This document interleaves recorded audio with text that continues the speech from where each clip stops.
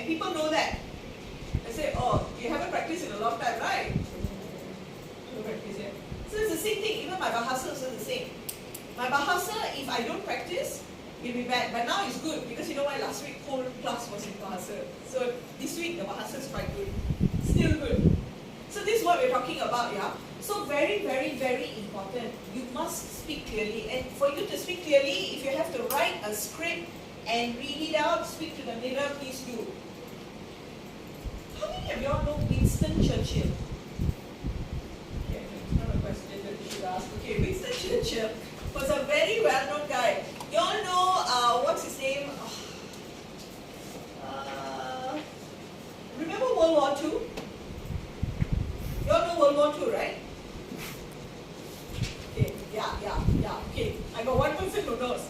Okay, during World War II, Winston Churchill was actually in charge of a huge army.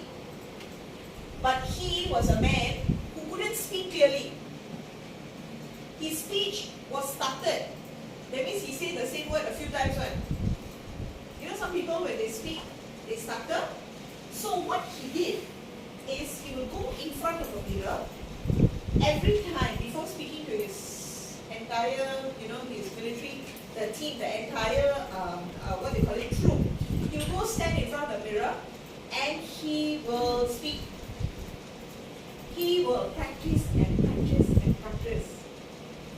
He will practice until he knows for a fact nobody knows when he stutters or stammers. Okay? So once he's already happy with it, next morning he will go and speak to the entire troop. And when you're talking about his troop, you're talking about thousands of people. So when you go and speak, they all like, wow, he speaks very well. But to tell you the truth, he stutters, he stammers. And this is what we're talking about because he actually said this in one of his in one of his books that I read a long time ago. He said 3 things before presenting.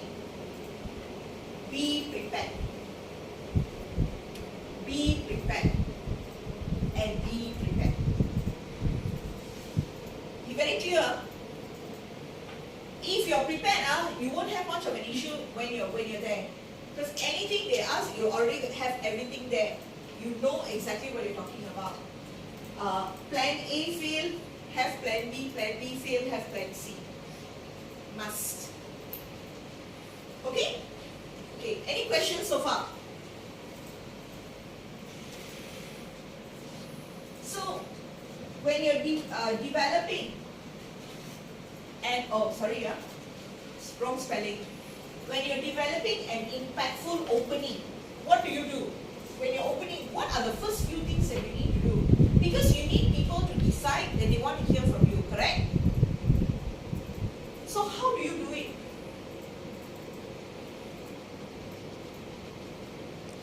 Okay, my next question. Have you seen anyone do a presentation and you go like, wow? Got it? Thomas? Steve Jobs, I tell you, he's very suave one. He's so like cool cat. The way he presents also cool cat. Actually, Tim Cook also not bad, no? Tim Cook also not bad. On this side, one of them is English, right? English. Yeah, English. Have you seen anyone present and you go like, wow, I want to present like that? Huh? Okay, thank you very much. You see, the thing is, like, example Steve Jobs, right? Let me go to Steve Jobs. How does he present?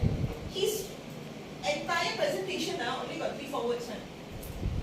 But he speaks from the heart. He always, when he speaks, all his speeches that I've heard, he always speaks from the heart. And the way he speaks about it, oh my God, you just like, okay, I go to Corona and buy. I surely buy one. Okay? And the thing is, it also shows his passion in all his products, even until today after he's passed away. Correct? You can still see it because every product is done differently. Every product, even though they say, yeah, it's not the same as the previous phone. It's not true. every product has got some amount of upgrade. Every